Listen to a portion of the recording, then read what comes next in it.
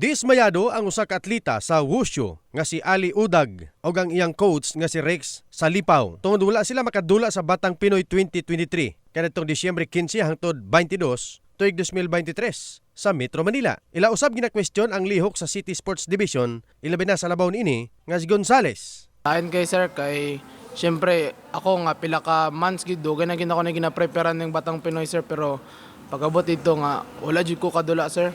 Siyempre player na ko siya. Tapos pag-abot dito sa national wala siya nakadula. Then ako pod sa master list dito sa PEC wala ko dito record sir.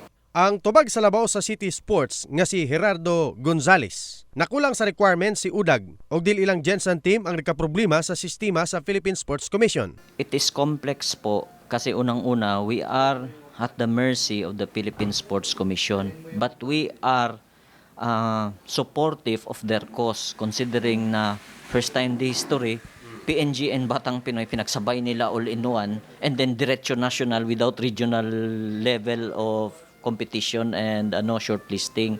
But anyway, ganun pa rin po, benefit of the doubt, nandoon na tayo, LGU Jensen, meron pong slight disqualification. Ang ginawa po ng City as well as City Sports Office is nag-appeal po ng reconsideration.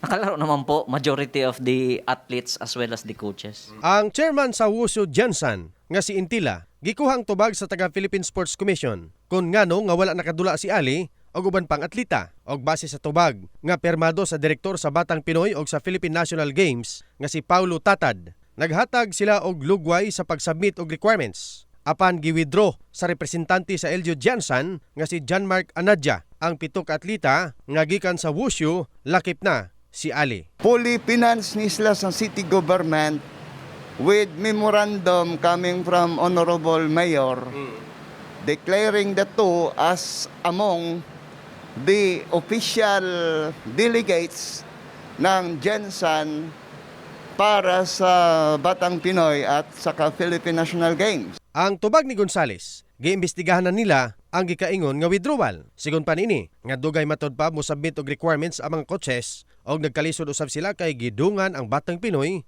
og PNG Games. Nag-investigate na rin po kami prior that together with the person concerned dito sa City Sports. Yes, meron pong parang withdrawal po na together with the signature of the personnel concerned. Pero as far as I know, nung makita ko po yung document, yes, hindi po talaga natuloy na ang mga bata na yon majority kasi withdrawal po, wala po talaga, kulang ang kanilang requirements. Gumikan sa maong reklamo, ni dangop sa Sangguniang Panlungsod si Intila kuyog ang atleta og coach aron maimbestigahan ang reklamo. Kung kinsa man ang nagsabotahe ani, dapat manubag kamo sa Sangguniang Panlungsod. Hangyo lang gyud ko sa Sangguniang Panlungsod. Himuan nato sang investigation. Kaning panghitabo. Kahibalon nga sa katibukan sa nasudnong padula, nihakot og 15 ka gold medals, 35 ka silver medals og 32 ka bronze medals ang Jensen team. In the heart of changing lives, kini si Brigadier Jason sa Brigada News Jensen, Brigada News.